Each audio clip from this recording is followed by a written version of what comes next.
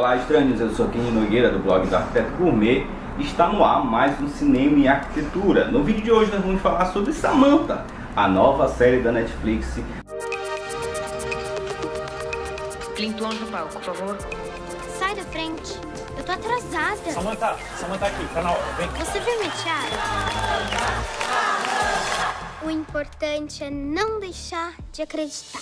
A nova série da Netflix, originalmente brasileira, e a primeira série de comédia brasileira na Netflix. Essa série é produzida pelos Los Bragas, produtora da Alice Braga e da sua irmã Rita Braga, e traz Emanuele Araújo no papel principal, que vive a estrela mirim Samantha. Essa série é cheia de referências aos anos 80 e faz várias piadas, tanto dos anos referentes aos anos 80 como nos dias atuais, com um humor ácido, equilibrado, na medida certa. A série é muito legal, principalmente o primeiro episódio. Você se apega logo no primeiro episódio pelo ritmo das piadas, pelas referências, por como eles fazem algumas referências a personagens reais e a personagens totalmente fictícios. Não é uma história baseada em fatos reais, mas é uma história que foi criada e se encaixa muito bem dentro desse universo que foi os anos 80 aqui no Brasil. A série, ela já no primeiro episódio, na primeira cena do episódio, ela já começa a fazer uma sátira muito pesada ao que eram os programas de auditório nos anos 80, mostrando aí os bastidores de como era aquela bagunça, de como era aquela zona naquela época. Por exemplo, num programa infantil nós vemos mulheres de biquíni entubadas lá dentro do cenário, dançando lá dentro do cenário. Nós temos, por exemplo, o mascote do programa da Samantha era uma caixa de cigarro. Além da Emanuele Araújo, nós temos o Douglas Costa, que vive o Dodói, que é um ex-jogador de futebol e que acabou sendo preso e acaba de ser solto. E aí eles são casados e eles têm dois filhos também, que são dois personagens que são muito fortes dentro da série. A relação deles entre as crianças e a mãe é bem legal, mas principalmente a relação das crianças com o pai é maravilhoso, essa interação deles. E para vocês terem ideia de como é bem referência dos anos 80, o nome das crianças é Cindy, provavelmente de Cyndi Lauper, e Brandon, provavelmente de Barrados no Parque. Então essas referências aí é que nós temos do papel das crianças. Elas são muito boas, os personagens. Além dele, nós temos também o Daniel Furlan, está muito bem no personagem dele, que ele é o agente da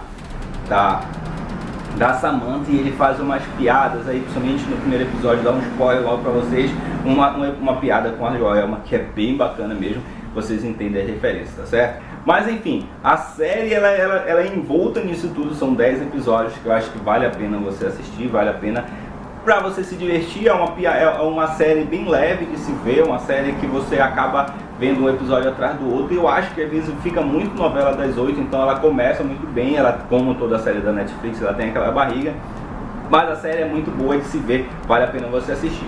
Mas o que isso tem a ver com arquitetura?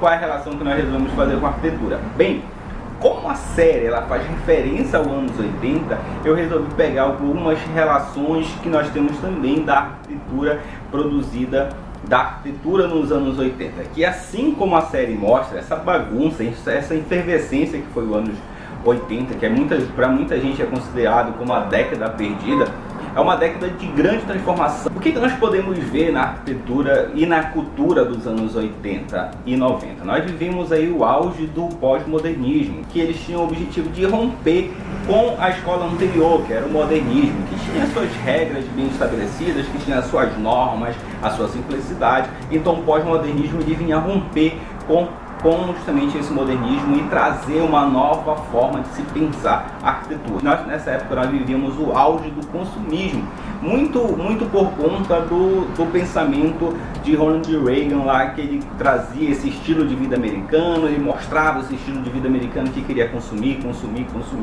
Nós vimos, por exemplo, as grandes marcas fazendo comerciais, participando de filmes, participando de clipes, participando de várias formas de se comunicar para poder mostrar o consumismo desenfreado. Talvez seja por isso que a arquitetura pós-moderna também é conhecida como arquitetura do consumo.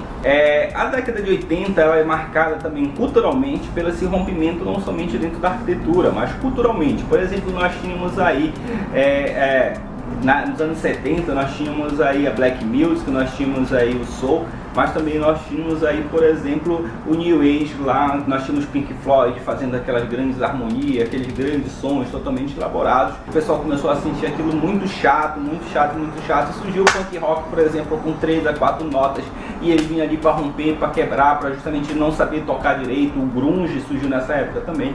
Então, essa mudança de paradigma, de fazer uma coisa bem mais simples, de vender as ideias. Por exemplo, nós temos Sex Pistols, que era dono de uma loja de roupa de couro, e aí ele criou uma banda para fazer com que as pessoas consumam as suas roupas. Então, para ver como o consumismo era muito latente nessa época. Robert Venturi, que era um arquiteto e teórico americano, ele foi o primeiro a escrever sobre pós-modernismo, e ele estabeleceu alguns paralelos entre a arquitetura moderna e a arquitetura pós-moderna. O modernismo ele representava a simplicidade, em contrapartida o pós-modernismo ele queria valorizar a complexidade e a contradição. O modernismo ele ressaltava a unicidade, já o pós-moderno ele representava a ambiguidade e a tensão. Ele queria causar tensão na forma de se pensar a arquitetura. Já o modernismo ele queria expressar a sua exclusividade, tanto na produção do espaço como na produção do mobiliário.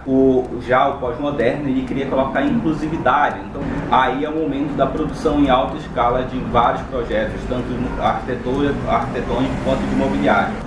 O modernismo ele trabalhava com puritanismo, então ele queria uma arquitetura pura, uma arquitetura que fosse única. O pós-moderno ele trabalhava com o hibridismo, ele misturava várias tendências e várias influências. O pós-moderno ele trabalhava com complexidade e com contradição, então ele vinha quebrar esse marasmo da arquitetura moderna que era ser feita. Então o pessoal estava meio enjoado daquelas linhas retas, daquelas formas retas, daquela arquitetura limpa, e eles queriam bagunçar um pouco esse espaço. Mais ou menos como um paralelo que eu estava falando lá de Pink Floyd com Sex Pistols, como um trazia uma coisa bem limpa, bem calma, e a outra vinha quebrar ali o ritmo com som e com letras totalmente diferentes. Então é mais ou menos isso que nós pensamos o pós-moderno ali nos anos 80. Mais uma coisa que nós temos que levar em consideração nessa época é que nós passamos a valorizar o cliente. O projeto arquitetônico ele não é feito somente pelo arquiteto, o cliente passa a ser protagonista. Isso acontece muito pelo acesso à informação. O cliente passa a ter informação, tanto influência de cinema, quanto influência de clipes, de filmes, de TV e tudo mais. Essas influências todas fazem com que o cliente passe a ter conhecimento de vários produtos e vários elementos que ele quer dentro da sua casa. Então, a partir dessa década de 80, o cliente também passa a ser protagonista na execução do seu projeto. E aí, tudo isso que nós vemos hoje, através da informação, através de Instagram, de Pinterest e tudo mais, isso começou lá no início dos anos 80, quando a informação passou a chegar nas pessoas. Então a arquitetura passou a ser pensada não somente pelo arquiteto, mas também começa ali pela relação entre arquiteto e cliente, a necessidade que o arquiteto tem de traduzir todas as necessidades do cliente. Então passa a ser um dependente do outro, e aí para que possa se produzir realmente um espaço construído de qualidade dentro da sociedade, tá certo? Então desse consumismo, dessa ideologia, desse pensamento pós-moderno, foi que surgiu a arquitetura que nós conhecemos hoje em dia e as principais influências que nós temos dentro do nosso espaço, tá certo? Então os anos 80, apesar de parecer ser uma década perdida, uma década em que todo mundo era rebelde, subversão e tudo mais, mas é uma década que teve grande importância dentro da nossa arquitetura. Então a Samantha, ela brinca um pouco com essa subversão, ela brinca um pouco com esse pensamento oitentista, mas acima de tudo ela traz alguns pensamentos para nós dentro da arquitetura que eu acho que vale a pena a gente pensar como é que funcionava essa arquitetura nos anos 80 e como essa relação cliente e profissional, essa relação entre arquiteto e cliente cada vez mais vem crescendo e vem trazendo forma de nós pensarmos a arquitetura de uma forma totalmente diferente, tá certo? Então espero que vocês tenham gostado desse vídeo, espero que vocês, se vocês querem fazer nosso canal crescer, ajudar nosso canal a crescer mais, curta aí, compartilhe, ative o sininho para receber os nossos vídeos e as nossas notificações. Curta e compartilhe aí o nosso vídeo, ative o sininho para receber as nossas notificações assim quando lança.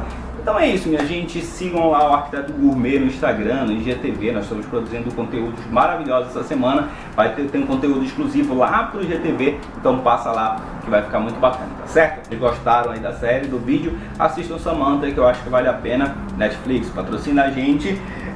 Então é isso. Deixe seu comentário. Um grande abraço. Até a próxima. Tchau!